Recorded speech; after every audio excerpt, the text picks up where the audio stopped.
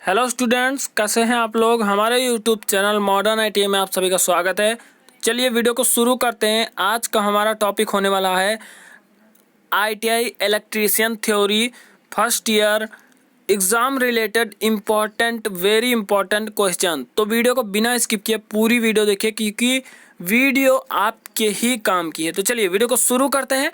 पहला क्वेश्चन हमारा है, सबसे दुर्बल प्रकृति का मूल बल है। सबसे दुर्बल प्रकृति का मूल बल है। पहला है नाभिकीय, दूसरा विद्युत चुम्बकीय, तीसरा गुरुत्वीय, चौथा है उपयुक्त सभी। सबसे दुर्बल प्रकृति का मूल बल जो होता है गुरुत्वीय बल होता है। कौन सा? गुरुत्वीय बल। अगला क्वेश्चन देखते हैं, निम्न में से किन राशियों की विमाएं समान होती हैं? निम्न में से किन राशियों की विमाएं समान होती हैं? तो जो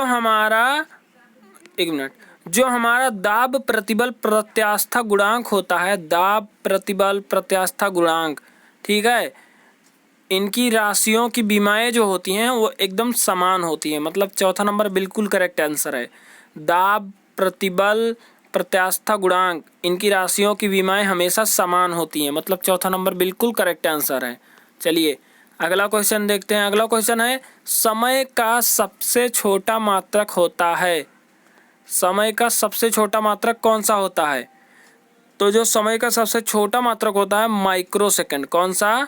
माइक्रो सेकंड। समय का सबसे छोटा मात्रक माइक्रो सेकंड। दूसरा नंबर बिल्कुल करेक्ट आंसर है। चलिए अगला क्वेश्चन की तरफ बढ़ते हैं। अगला क्वेश्चन है, कोबाल्ट 60 आमतौर पर विकिरण चिकित्सा में प्रयोग होता है क्योंकि यह क्या है? क्योंकि यह गामा किरणों, क्योंकि यह गामा किरणें, एकदम करेक्ट आंसर है तीसरा नंबर, क्योंकि यह गामा किरणों से बना होता है। कोबाल्ट 60 आमतौर पर विकिरण चिकित्सा में प्रयुक्त होता है क्योंकि यह गामा किरणों से बना होता है। चलिए अगला क्वेश्चन देखते हैं। अगला क्वेश्चन हमारा है, ब्रीडर रिएक्टर में ईंधन के रूप में प्रयुक्त किया जाता है। ब्रीडर रिएक्टर में ईंधन के रूप में प्रयुक्त किया जाता है। किसको प्रयुक्त किया जाता है ईंधन के रूप में? प्लूटोनियम। किसको? प्लूटोनियम को। किसको? प्लूटोनियम को। मतलब हमारा दूसरा नंबर बिल्कुल करेक्ट आंसर है। ब्रीडर रिएक्टर में ईंधन के रूप में प्लूटोनियम को प्रयुक्त किया जाता है। अगला क्वेश्चन है, नाभिकीय रिएक्टरों में ऊर्जा उत्पन्न होती है। जो हमारा नाभिकीय रिएक्टर होता है उसमें ऊर्जा नियंत्रित विखंडन द्वारा उत्पन्न होती है। किसके द्वारा? नियंत्रण या नियंत्रित विखंडन द्वारा। ठीक है, नियंत्रण या नियंत्रित कुछ भी बोल सकते हैं, सब एक ही है। नियंत्रित विखंडन द्वारा नाभिकीय रिएक्टरों में ऊर्जा उत्पन्न होती है। मतलब सी नंबर बिल्कुल करेक्ट आंसर हो जाएगा इसका। अगला क्वेश्चन है, परमाणु और नाभिक के खोजकर्ता हैं। परमाणु और नाभिक के खोजकर्ता कौन हैं?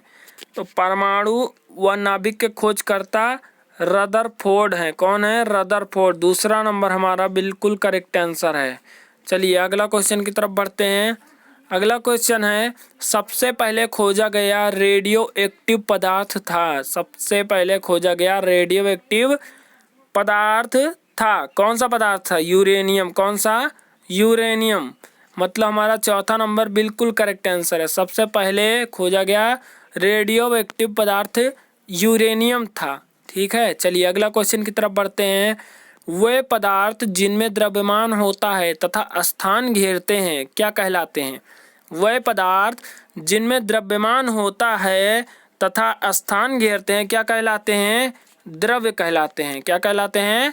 द्रव्य कहलाते हैं। मतलब पहला नंबर बिल्कुल करेक्ट आंसर है। चलिए अगले क्वेश्चन की तरफ बढ़ते हैं। परमाणु भट्टी में ईंधन के रूप में कौन से समस्थानिक का उपयोग करते हैं? अब समझिए, जो परमाणु भट्टी होती है उसमें ईंधन के रूप में कौन से समस्थानिक का उपयोग किया जाता है? तो उसमें जिस समस्थानिक के रूप में जिसका उपयोग किया जाता है ईंधन के रूप में, क्या होता है? यूरेनियम। क्या होता है? यूरेनियम होता है हमारा जिसका हम उपयोग करते हैं परमाणु भट्ठी में ईंधन के रूप में। मतलब तीसरा नंबर बिल्कुल करेक्ट आंसर है।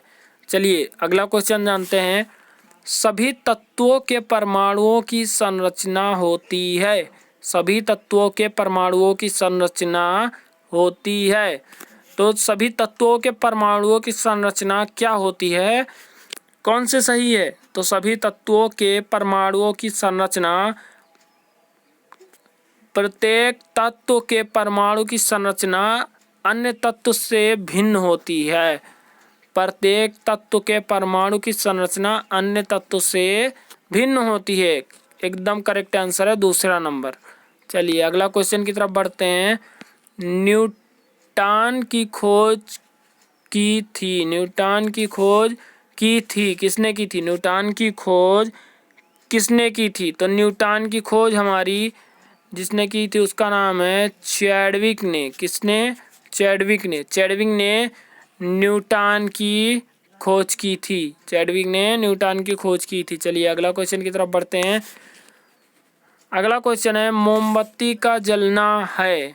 मोमबत्ती का जलना क्या है? मोमबत्ती का जलना है हमारा भौतिक व रासायनिक परिवर्तन। मोमबत्ती का जलना भौतिक व रासायनिक परिवर्तन, भौतिक अवस्था या रासायनिक अवस्था में परिवर्तन मोमबत्ती का जलना है। जब भौतिक अवस्था या रासायनिक अवस्था में परिवर्तन होता है तो उसको हम लोग बोलते हैं मोमबत्ती का जलना। चलिए तीसरा नंबर इसका बिल्कुल करेक्ट आंसर है। अगले क्वेश्चन की तरफ बढ़ते हैं। अगला क्वेश्चन है हमारा, जिस तत्व के परमाणु में 2 प्रोटॉन 2 न्यूट्रॉन और 2 इलेक्ट्रॉन हो उस तत्व का द्रव्यमान कितना होता है? उस तत्व का द्रव्यमान पूछ रहा है। ठीक है, उस तत्व का द्रव्यमान कितना होता है? जिस तत्व के परमाणुओं में 2 प्रोटॉन 2 न्यूट्रॉन और 2 इलेक्ट्रॉन हो तो उस तत्व का द्रव्यमान पूछ रहा है।